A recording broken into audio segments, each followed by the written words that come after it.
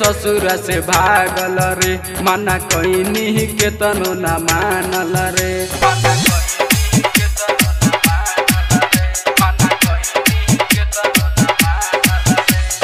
छोड़ के ससुर से भागल रे, मना कईनी के तनो न मानल रे। अब पीट तानी माथा अब हम टाटी पे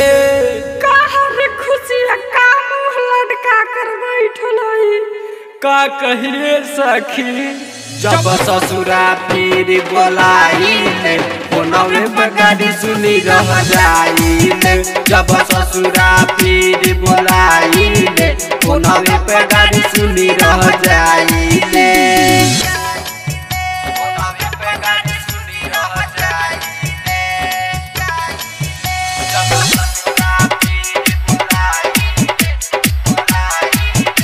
की रिकॉर्डिंग स्टूडियो छावड़ा दाना।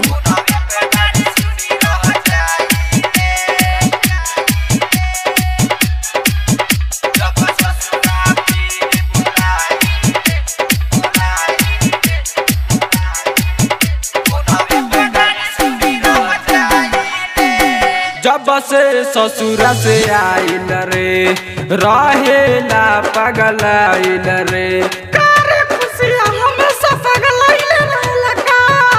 का कहिए सखी। जब से ससुर से आइल रे, रहेला पगल आइल रे। जब से भागल ससुर से सखी, रहे ही पगल आइल रे। भैया बसैया के मरले रे, ओही से बाबौराइल रे। अब केतनो कहतानी नहीं माने ले। चिंता जान कर खुशियों तोहरा नसीब चहके। हाँ सखी।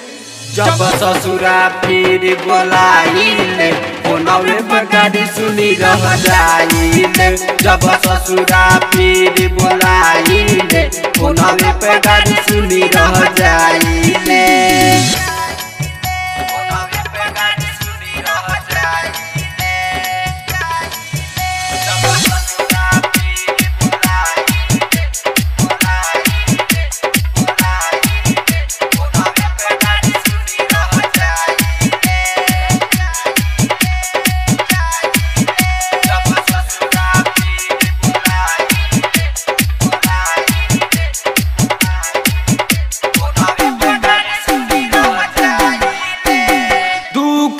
सखीर ससुरा में यही से हम न रहिले, यही से हम न रहिले, यही से हम न रहिले।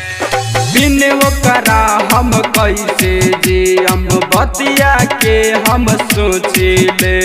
भीमियन मोल बतिया कहे, बतिया के हम सोचिले। अब रणबीर बिना सुततनी राती में।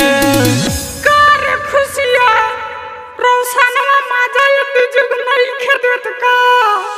जब ससुरा फिर बोलाइले, फोनवे पे गाड़ी सुनी रह जाइले। जब ससुरा फिर बोलाइले, फोनवे पे गाड़ी सुनी रह जाइले।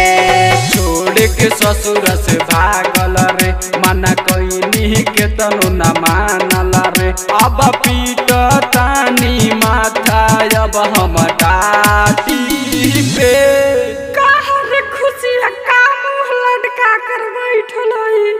का कहिए सखी।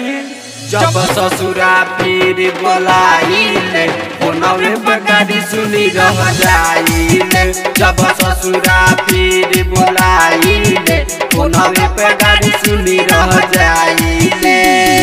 की रिकॉर्डिंग स्टूडियो छावड़ा दाना।